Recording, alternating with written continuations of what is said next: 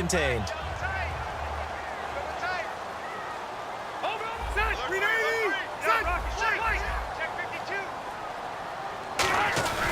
He'll try and punch it in. Gordon, and he's into the end zone. Touchdown, Chargers. Melvin Gordon on his way to a monster game. 3 first-half touchdowns. And the Chargers find a way to stretch their lead. And he's got it up and through.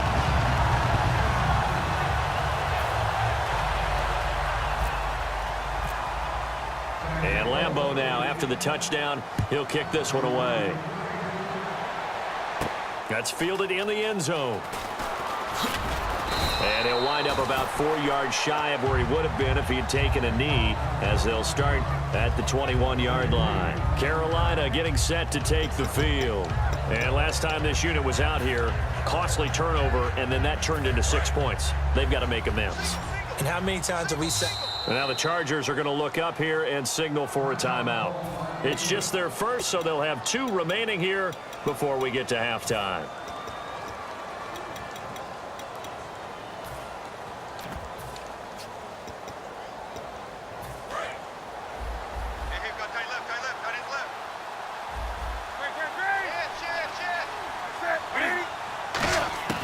Newton on first down. He hits Stewart in the flat.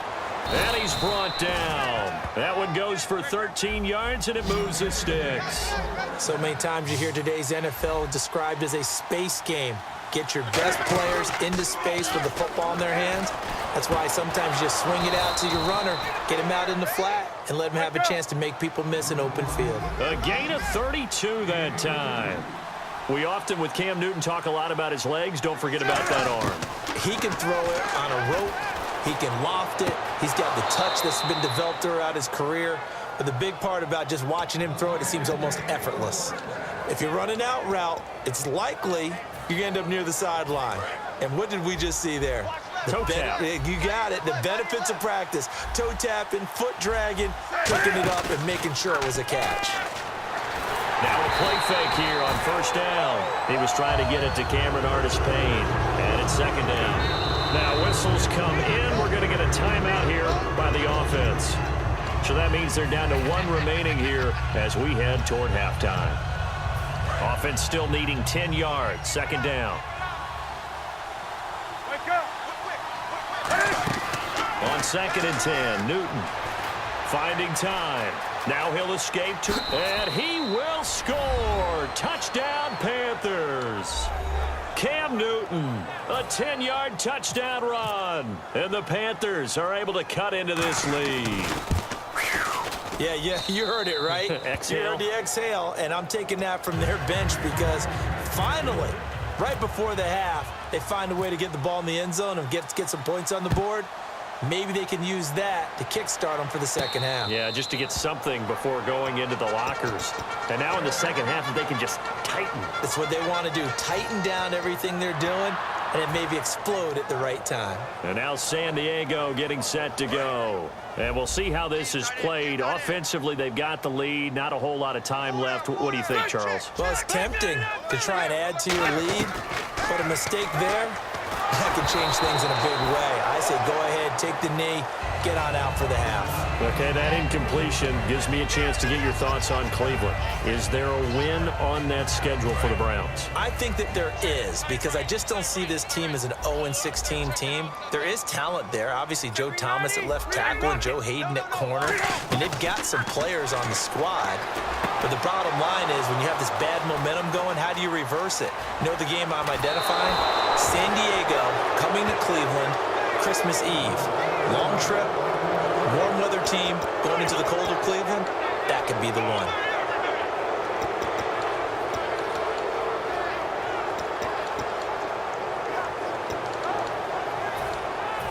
Really nice starting field position here for the offensive unit.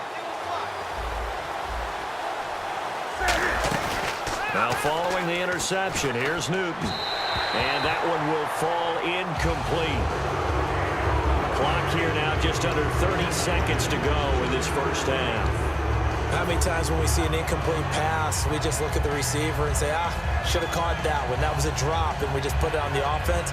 How about a little credit for the defense there? They just forced an incompletion. Yeah, especially after starting in a tough spot defensively, but a good start there on first down. That give them a little extra confidence there, starting, as you said, in a tough spot and being able to make a play on first down. And he goes in motion here in the backfield. 2nd and 10, Newton again. A solid pickup of 13 sets him up 1st and goal. Now hold everything here. We're going to get a timeout by the offense. And with halftime on the horizon, they'll be out of timeouts from here forward.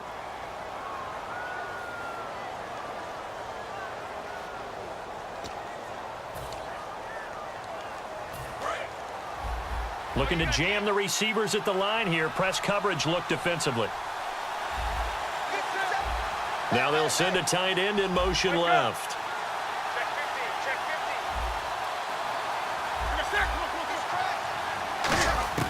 Out of the gun, Newton. And that'll be caught. Panthers touchdown. It's Benjamin with a grab.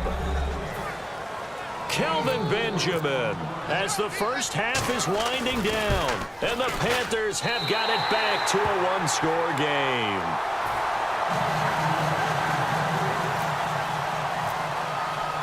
Gano now following the touchdown here to kick it away. And no return on this one as the fair catch is signaled for and taken. Here comes the Chargers offense now back out onto the field. And with time quickly fading here in the second quarter, not sure how aggressively offensively they want to play this. I think we'll find out just how much they trust their guys in this situation if they decide to take a shot. He's going to fire one deep, middle of, looking for Benjamin, but it's intercepted. It's the safety, Kurt Coleman, and his guys have got it back at the closing stages of the first half. Carolina getting set to take the field. And with time quickly fading here in the second quarter, not sure how aggressively offensively they want to play this. I think we'll find out just how much they trust their guys in this situation if they decide to take a shot. 3 yards on the pickup there, and it'll be 2nd down. And they're going to speed things up here. Again on the ground with Artis Payne. And he will perhaps get back to the line of scrimmage, but that's it. And never mind, Larry, forget your halftime report. Apparently, we are set for the third quarter of action already. So both teams have their marching orders, and we'll get going again here in quarter number 3. That'll be taken in the end zone. And he'll wind up getting an extra couple yards here for his trouble as he'll bring this one out to the 27. Out come the Panthers. They'll have it first on offense in the third quarter. They're down here, but very much in this game. What's the tonality of a coach's talk when a game is within striking distance like this at intermission? Typically, what they're doing is emphasizing the things that went well in the first half and wanting more of that. Sure, you've got to go over some of the errors and clean up some things because there's a reason you're down. But overall, I think they want to stay positive, stay up with this team. We're just starting the second half, and we've got the football. Let's go ahead and punch it in, and then we'll take it from there. See how that recipe works. Well, I think we know by now that every run is not going to be broken and get all the way to the end zone. But these short ones still have their value. You can still set up your play action and throw the football. You control the clock because you have the ball and they don't. And often the physicality sets the tempo for the game.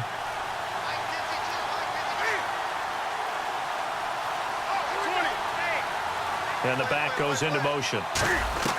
Throwing on third down, Newton. And they get to Newton and take him down for the sack. The corner blitz gets there as he goes down for a loss of 7. The game plan for any defense is finding ways to make a quarterback uncomfortable in the pocket. When you bring pressure from all angles, you never know who's going to get home. In this case, the left cornerback, right in the face of him, puts him down.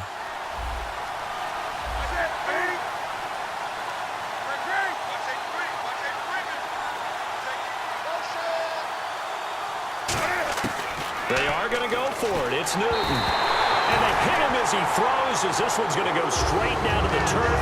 Incomplete. And we take a glance at the offense as they work their way back out for their first possession of the second half. And last time, one play interception. So this offense, they should be fresh. That's a good way of putting it. And I can't wait to see what they decide to do with play calling. Because a one-play drive where you throw an interception, A lot of people think the very next time out, run the football, don't give him a chance. Maybe play action? I think maybe you go play action, show your quarterback, you get a little confidence in him, and let him fling another one.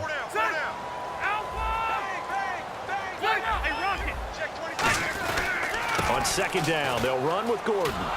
And he'll lose yardage. Brought down at the 32. He'll wind up losing a yard on the play. And they're going to face an uphill battle here on 3rd and long.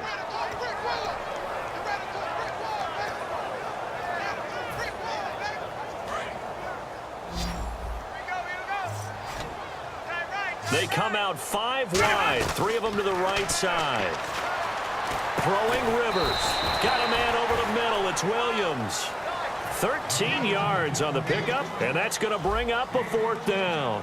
Partner, I think that completion takes the definition of dink and dunk to a different level, doesn't it? It does, and the defense was right there, kind of played into their hands. So put another 3 on the board, and all things considered, a good opening drive here to begin the 3rd quarter. It sure was. I think as a head coach, you're happy to come out and put a little drive together, take the 3 points, and build on your lead. That's fielded in the end zone.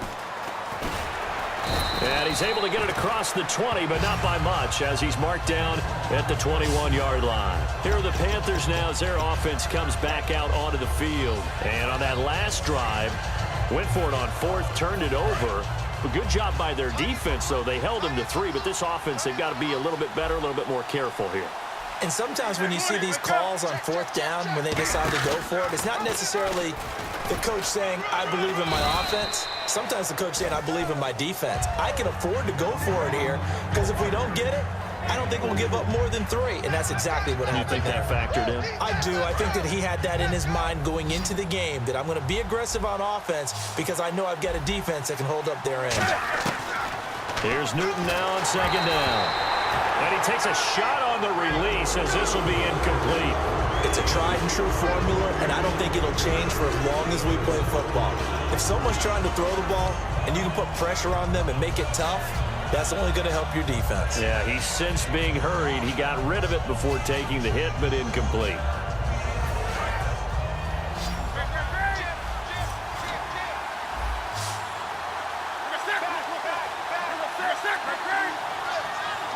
And the slot man goes in motion left.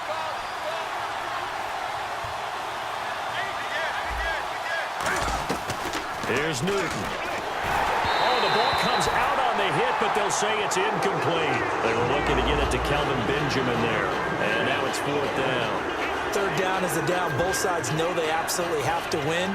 And the name of the game for the defense is pressure on the quarterback. But pressure on the quarterback with contact, that's how you end up winning it. And they're going to at least line up to go for it here on 4th down. Philly Brown, the man in motion left. They will go for it. Now Newton. And he finds a man. It's Olsen. It's a 9-yard pickup on the play, and they're able to pick up the conversion here on 4th down. Newton. And Olsen over the middle. And he's finally taken down, but not before getting across midfield and across the 45-yard line. And quickly, they get to the line. And no escaping this time as he'll go down. They got him for a sack. I think this is where we see how the game has moved along a little bit. Free safety, no blitz, but reads the play, has no responsibility in coverage, and takes a gamble and goes against the quarterback. Well, is that a spot, though, where when he's coming to quarterback, and he can't get rid of it, he's taken down. It was the safety blitz that ultimately did